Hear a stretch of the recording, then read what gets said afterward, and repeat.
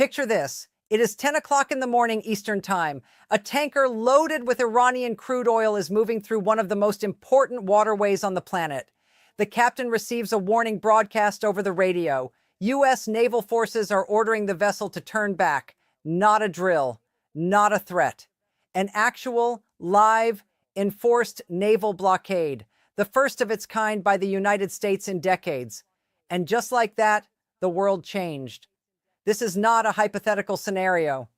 This morning, the blockade officially began, and what you are about to hear is going to show you exactly why this single move could reshape the Iranian economy, reroute the global energy market, force China into an impossible position, and either push Iran toward the most consequential peace deal in a generation, or drag the entire region into something far more dangerous.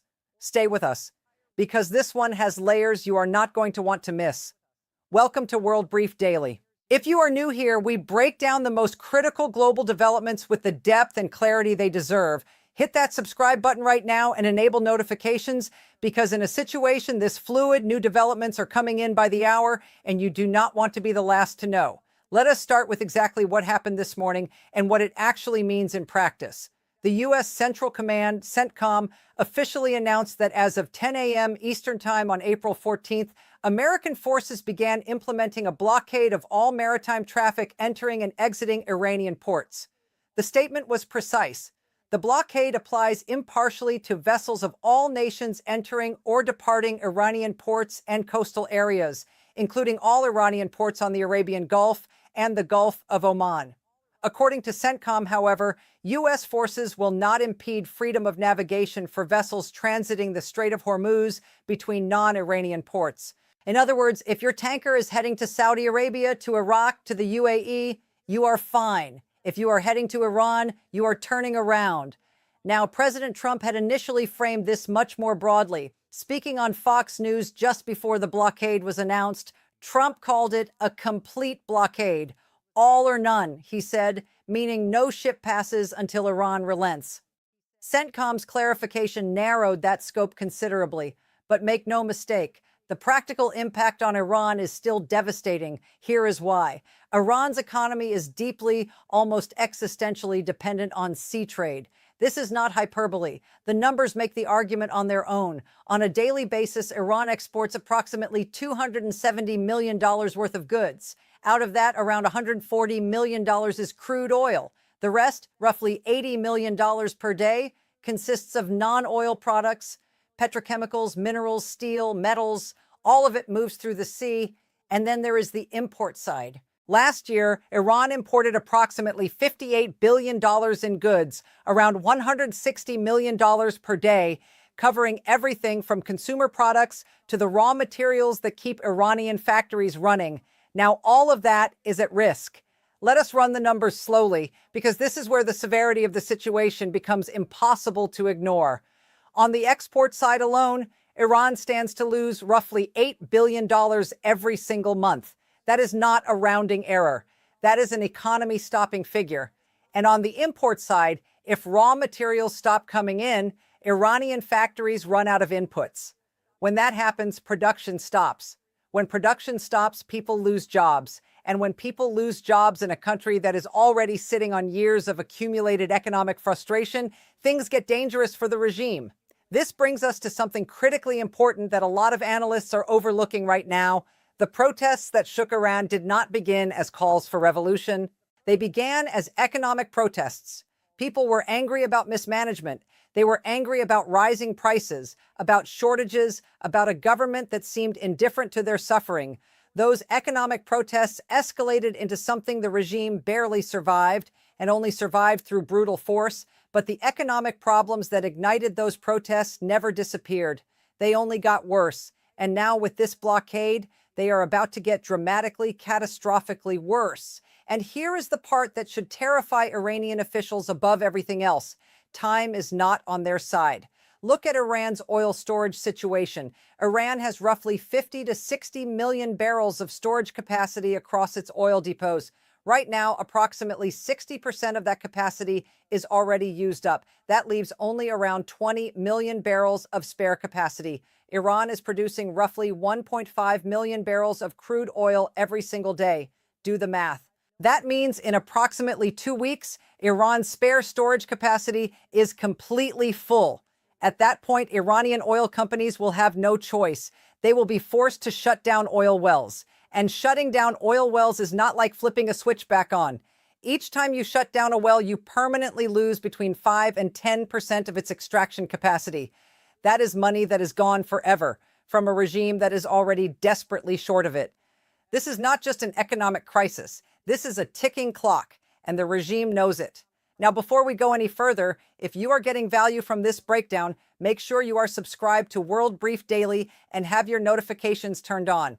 We are covering this story in real time, and you are not going to want to miss the next update. Let us now talk about how Iran is responding, because the response has been equal parts threatening and deeply ironic. Iran's military spokesperson declared that U.S. restrictions on vessels are illegal.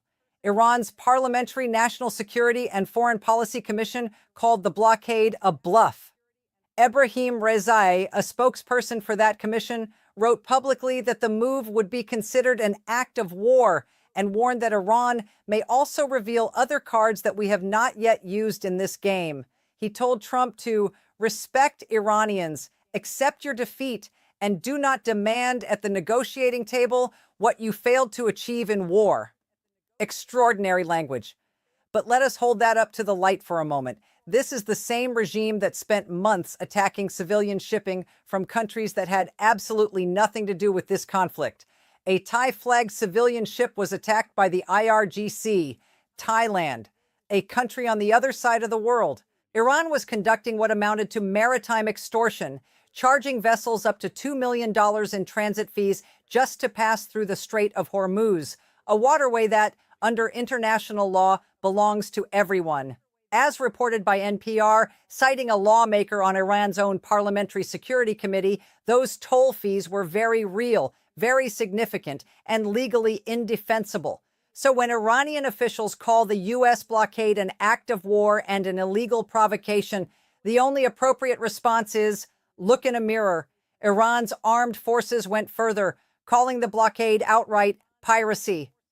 The IRGC warned that any military vessels approaching the Strait of Hormuz will be considered a violation of the ceasefire and will be met with severe force, according to Iran's semi-official Fars news agency.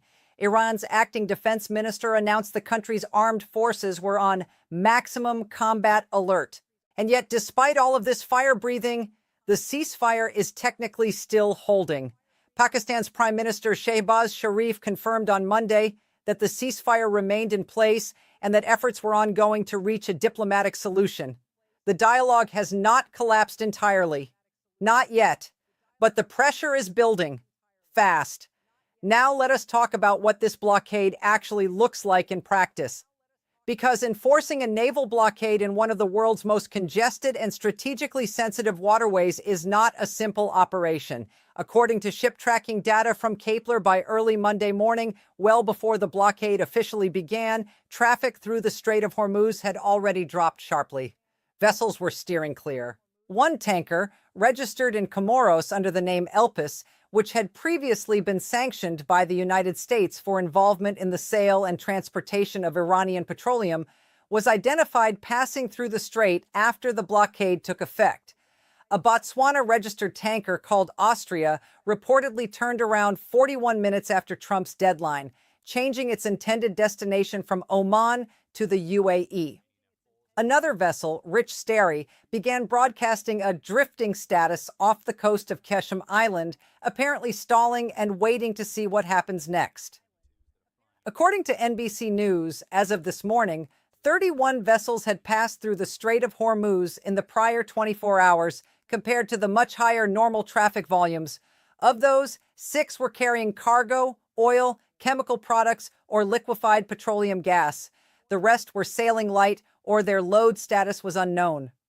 As reported by NBC News, legal experts are watching this closely. According to Todd Huntley, a retired Navy captain and director of Georgetown University's National Security Law Program, the legality of the blockade will hinge on how it is carried out. International law requires that any blockade be officially announced, enforced impartially against all nations, and that humanitarian aid, including food and medicine, must be allowed through. The U.S. appears to be aware of these requirements. CENTCOM issued formal notices to mariners prior to the blockade's start time. But as Andreas Krieg, a senior lecturer at King's College London's School of Security Studies, told NBC News, this looks less like a clean historical blockade and more like a messy, high-risk interdiction regime, requiring U.S. naval forces to identify, track, hail, divert, and potentially board vessels, all while operating in one of the most crowded shipping lanes on Earth. The U.S. military assets positioned to enforce this blockade are substantial. According to CBS News, CENTCOM currently has the USS Abraham Lincoln aircraft carrier, 11 destroyers, and the USS Tripoli amphibious group operating in the Middle East. The USS Gerald Ford and additional destroyers are deployed in the Mediterranean.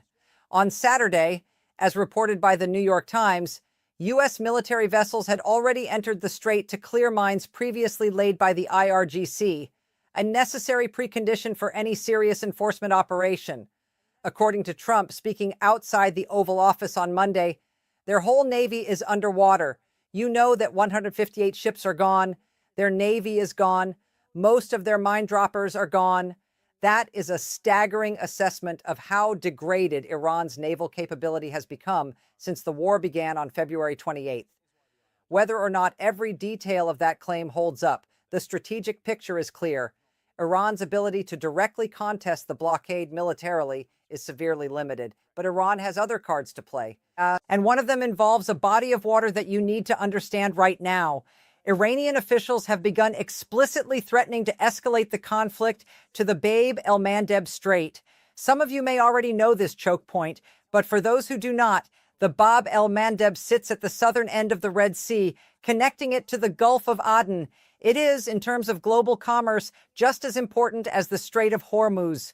A significant portion of the oil that once moved through Hormuz has been rerouted through the Red Sea and past the Bab el-Mandeb to reach Asian markets. And just north of the Red Sea sits the Suez Canal, the artery that connects Asian trade to European markets and vice versa. Any disruption at Bab el-Mandeb has global consequences, and Iran knows this. Iran's threat is not hypothetical. Iran controls the Houthis in Yemen. Last year, the Houthis launched an extended campaign of missile and drone attacks against commercial shipping in the Red Sea that lasted months before a combined air campaign pushed them back. They can do it again if Tehran orders them to. As one analyst put it in a live CNN broadcast speaking about this exact scenario, it's a major concern that the Iranians may try to use one of their largest proxies, the Houthis, to launch missiles or drones at vessels in the Red Sea. The Houthi threat was already deterred once, but deterring it again while simultaneously enforcing a blockade in the Strait of Hormuz would stretch U.S. and allied naval resources significantly. This is part of Iran's calculation. Now, here is the dimension of this story that most Western coverage is not paying enough attention to, and it could end up being the most important factor of all. China. Almost all of Iran's oil exports go to China. According to trade data, this accounts for roughly 11 to 13% of total Chinese oil imports. And if you factor in the shadow fleet arrangements that officially do not exist, but very clearly do, that number might be even higher. But here is where it gets truly extraordinary. China does not just depend on Iran for oil. China depends on the entire Gulf region, and the vast majority of that oil moves through the Strait of Hormuz. Break it down. Russia supplies roughly 20% of China's oil imports. Iran supplies around 13%. Saudi Arabia, Iraq, the UAE, Oman, Kuwait, all those countries ship their oil through the Strait of Hormuz. Add it all up, and you are looking at approximately 50% of China's entire oil supply that depends on this one waterway. And who effectively shut down the Strait of Hormuz? Iran did, not the United States. Even now, with the blockade in full force, CENTCOM has been explicit. The U.S. is only targeting ships bound for Iranian ports.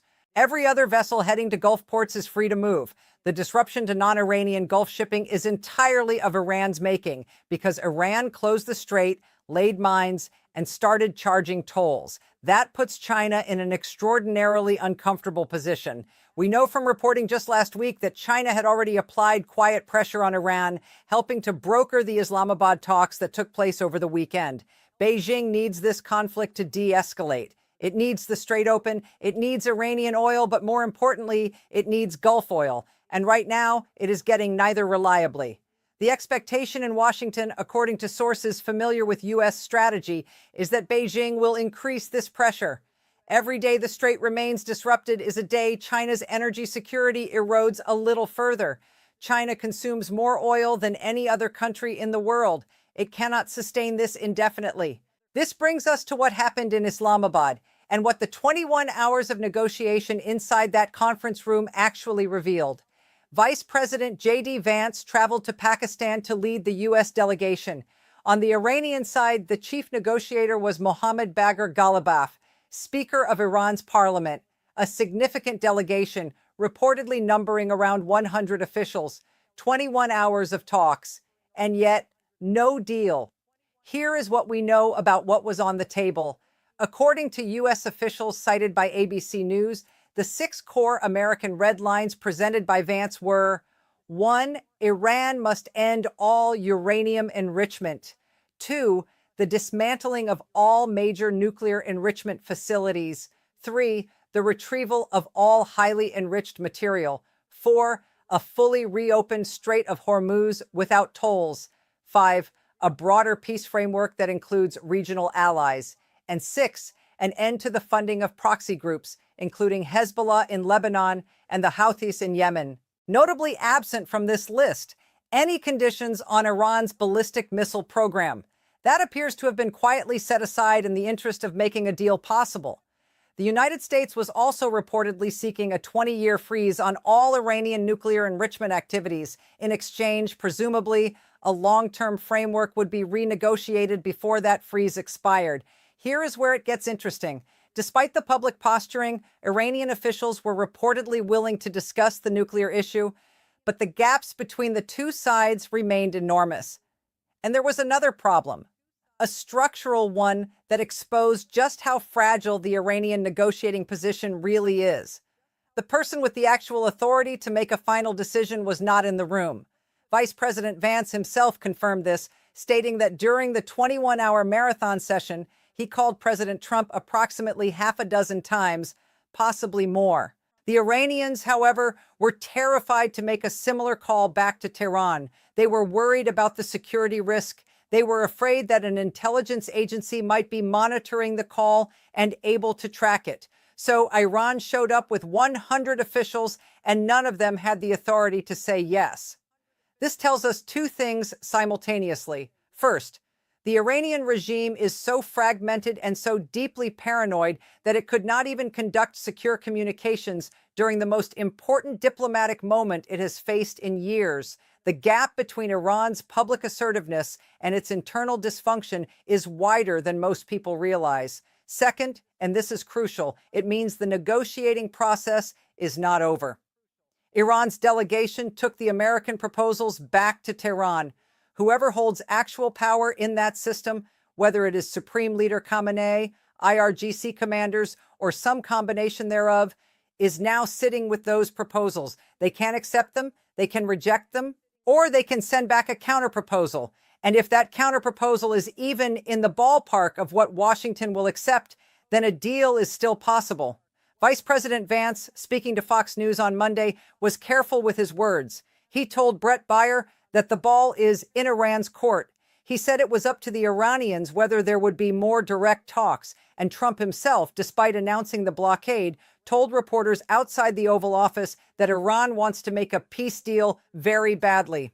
Those two statements, announcing a blockade while saying the other side wants peace, reflect the delicate, high-stakes game being played right now. It is also worth pausing on the legal dimension of the Islamabad process, because it adds another layer of complexity. The ceasefire that created the window for these talks came into force after Trump threatened to obliterate what he called the whole civilization of Iran if it did not reopen the waterway. Iranian Foreign Minister Abbas Araghchi then confirmed that safe passage through the Strait of Hormuz would be possible through coordination with Iran's armed forces. But what coordination actually meant in practice, specifically the tolling regime that Iran began imposing, was precisely the flashpoint that blew the Islamabad talks apart. According to a U.S. official speaking to ABC News, the talks ultimately broke down because Iran would not concede on ending uranium enrichment, would not agree to dismantle its enrichment facilities, and refused to fully open the strait without conditions. Israel, for its part, was entirely supportive of the blockade decision. Prime Minister Benjamin Netanyahu confirmed in a cabinet statement that his government is in full coordination with Washington and endorsed the blockade as a direct consequence of Iran violating the rules of the ceasefire negotiations. Meanwhile, the international community is not standing still. French President Emmanuel Macron announced preparations for what he called a peaceful multinational mission aimed at restoring freedom of navigation in the Strait of Hormuz. Speaking via social media, Macron confirmed he would be convening a joint conference with the United Kingdom in the coming days to coordinate international efforts. British Prime Minister Keir Starmer is reportedly already engaged on the energy price dimension because Europe is bleeding. As reported by Gulf News, the EU energy crisis triggered by the Iran war has already cost the 27-nation bloc more than 22 billion euros in higher fossil fuel bills. EU Commission President Ursula von der Leyen announced that Brussels will present emergency energy cost plans next week. And as reported by Reuters, Brent crude oil has risen by approximately 40% since the war began, with prices nearing or surpassing $100 a barrel on Monday. Energy Secretary Chris Wright acknowledged on Monday, speaking at the Semaphore World Economy Conference, that oil prices will likely continue to climb until meaningful ship traffic gets through the blockaded strait. And he projected that peak pricing could occur sometime in the next few weeks, which means the pain at the pump is not over, not yet. The Speaker of Iran's parliament, Ghalibaf, seemed almost to relish this point, posting a photo of a U.S. gas station sign on social media with the caption, "Enjoy the current pump figures. With the so-called blockade, soon you'll be nostalgic for $4 to $5 gas."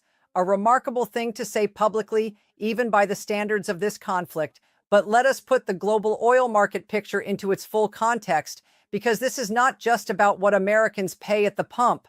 Brent crude, the international standard, was sitting around $70 per barrel before this war began. It is now hovering near $102 a barrel, according to live market data cited by CBS News. That is a 40% increase driven almost entirely by Iran's closure of the Strait of Hormuz. Almost a fifth of the world's entire oil and gas supply normally moves through that 21-mile-wide channel. Beyond oil and gas, the strait is also a major corridor for fertilizer, aluminum, and helium shipments. The economic ripple effects touch agriculture, manufacturing, and technology sectors worldwide. Spain's Defense Minister Margarita Robles called the blockade another step in an escalating crisis, warning in an interview with Spanish national television RTVE that the consequences extend well beyond Iran and the United States. UN Secretary General Antonio Guterres, through his spokesman Stefan Dujarric, stated bluntly that there is no military solution and called on both parties to maintain the ceasefire and pursue dialogue. And even Russia, hardly a neutral party in any of this, expressed concern. Kremlin spokesman Dmitry Peskov warned on Monday that the blockade will continue to negatively impact international markets, calling it a situation where many details remain unclear. Coming from Moscow, that is as close to genuine alarm as you are going to hear expressed diplomatically. But here is the reality. Iran is the country running out of time, not the United States. Let us bring all of these threads together because the picture they form is one of extraordinary strategic tension. The United States has deployed one of the most powerful naval forces ever assembled in the Middle East. The blockade is live. Iranian oil exports are effectively frozen. Iranian storage capacity will be full in approximately 2 weeks, at which point well shutdowns begin, causing permanent, irreversible economic damage to a regime that is already struggling to survive. The Iranian economy is dependent on sea trade for its survival. Domestic economic pressure is building. The memory of past protests that nearly toppled the regime, is not far from anyone's mind in Tehran. At the same time, the diplomatic window has not closed. The ceasefire, however fragile, is technically still in place. Dialogue, even without a scheduled meeting, has not been declared dead. Pakistan is still mediating. China is applying pressure from the sidelines. And at least according to U.S. officials, Iran came to the table in Islamabad genuinely willing to discuss the nuclear question. The next 72 hours will be decisive. Iran can choose the path of escalation, activating the Houthis, threatening Gulf shipping, attempting to challenge the blockade militarily. That path leads somewhere very dark and very costly for everyone. Or Iran can make the calculation that its position deteriorates by the hour, that its economic clock is ticking louder than its military threats, and that the time to negotiate, while it still has something to negotiate with, is now. The question is whether whoever holds real power in Tehran understands the situation as clearly as the numbers describe it. And that, my friends, is exactly the kind of question that never gets answered by waiting. It gets answered by watching closely, by staying informed, and by understanding the economic, military, and diplomatic forces at work beneath the headlines. That is what we do here at World Brief Daily. If you have not subscribed yet, right now is the moment. Hit subscribe, enable notifications, because this story is moving fast, and we are committed to giving you the clearest, deepest analysis every single time there is a development worth understanding. We will keep you updated as this situation evolves, and based on everything we have laid out today, it is going to evolve quickly. Thanks for watching.